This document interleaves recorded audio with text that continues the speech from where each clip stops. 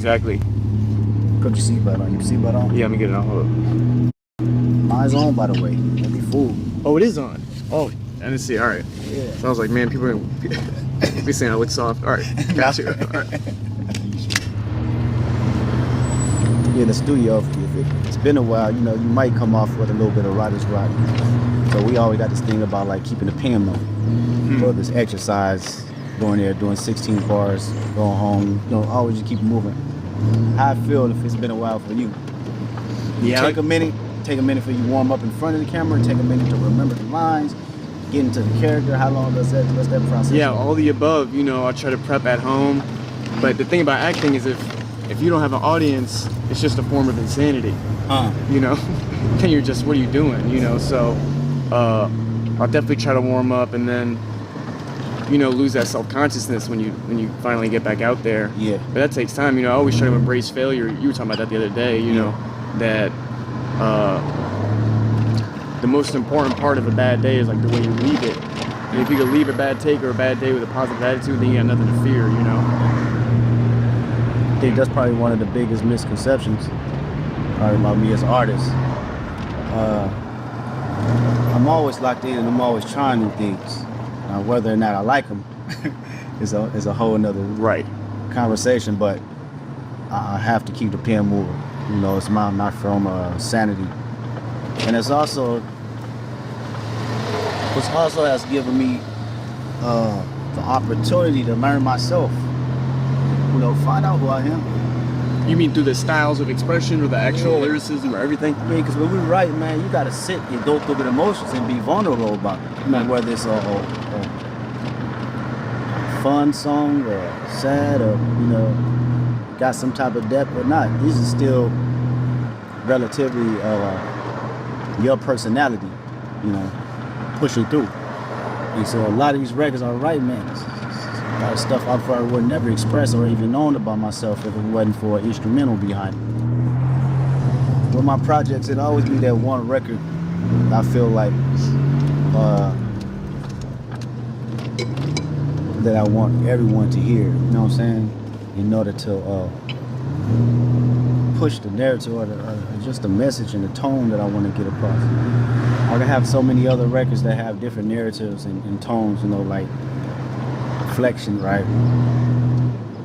To preserve a space for that one that I want everyone to hear, that's what pushes me, man. That's why I like The Man at the Garden and even the fact that it's at the top of the record.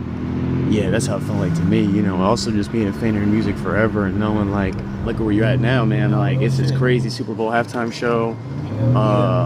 And you just keep climbing, bro. It's like amazing. Appreciate it, man. I mean that, bro. Yeah. Man in the Garden, I mean every word on that motherfucker, man. That's probably the easiest record to write.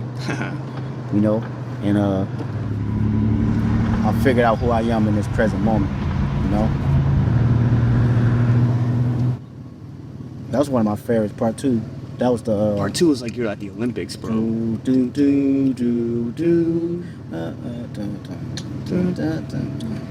in the studio, we go right down, freestyle, right down, whatever. Still come up clever. I just need to free my thoughts, so Lord knows I know better. But I ain't perfect. I ain't seen too many churches that know them Testament verses. You should either hear me now and go deaf, or end up dead, die trying to know death. Might end up dead, swallow blood, swallow my breath. Fucking studio, just make sure you pay my music respect. Hey, yeah, there it is, bro. Hey, especially that last verse, you start coughing, bro. You run out of breath, bro. I was going. I love that shit, bro. That's crazy. Yeah. Have you ever found like pieces of yourself inside a role? Like, okay, I can relate to this character's emotion. Without sounding like a megalomaniac, I feel like every role I've done, you know, has met me in my life and my spirit at a really opportune time where I actually had something to say through it. And even Dune, which takes place on other planets in a different universe, you know, that character being a young man with too much on his shoulders, sort of stepping into a spotlight, that was happening literally in my life at that time, you know, so. Okay. And I've been trying to push myself more and more in that regard. When I played Bob Dylan, man, that was the most, because I'm actually playing a real life figure that, you know, in some ways similar to your fan base, like not only reveres the music, but they revere the man and the legend. And that was like holding a legacy in my hands, you know. What's that process like, man, playing Dylan? man, it was a dream come true. I feel like Was any nerves involved? massive. Heavy? Because massive. What's the first day of set feel like, Man, knowing that you're going into a role like that? great question, because it wasn't a day where I got to do much. I didn't get to play a song. I was literally, it was a scene on an airplane where I'm drinking coffee. And then so it was like a mind fuck. I'm like, all right, so I'm me playing Bob Dylan, drinking coffee, you know. As far as like, if I started with a song, that's the stuff I spent 10,000 hours thinking about. Drinking the coffee, you know, wasn't as much. But the first time we did a song, that's when my confidence, you know, grew. I was just like, man, I didn't want to let him down, but I went harder on that than I ever went, bro. I really, I mean, I want to be one of the greats, and I put those hours in, and I continue to put those hours in. The Dylan project, I put the 10,000 hours in, you know. You feel like you ever let a movie be made about you, or probably too young to be thinking about that? I don't be thinking about no documentaries and no nothing. I'm present. I'm going. Yeah, you're you right now. Sure, I still got ideas, man. I want to get to all that, you know. So, you know, to be real, man, I'm infatuated with like now. Like, I look at the present day and I see you know, the goals that I sought out and that I accomplished, and I feel like I want to live a full life, man. Live a full life of inspiration. So.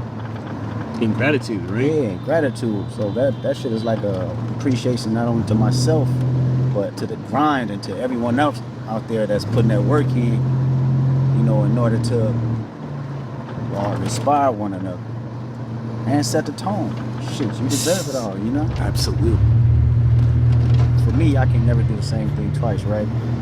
It always got to be something that shows growth, who I am today versus yesterday. Real quick, bro. Why not? I still got you. See? My person. So tell me about this real quick though, because you said like this is the one. On this one you wanted, but these aren't throwaways. These are all classics too. So check it out. This is a case where I had to learn from this and say, I'm at a point now in my career. I don't have to play the game of having the album track at the end of the record. I want that motherfucker up. I want it at the top. So you're gonna get Man at the Garden at the top of the record. Right. Because I've put in enough work to say I want it this way, and that's my way. Like, if I can do this shit all over again, which I wouldn't, this motherfucker be it. Right. Be first or something. Yeah. It said 7 tracks. I said 15. Called it EP. Yeah, man. You know your shit, huh? Yeah. Oh yeah, man. I go way back, man. Oh yeah. That's crazy.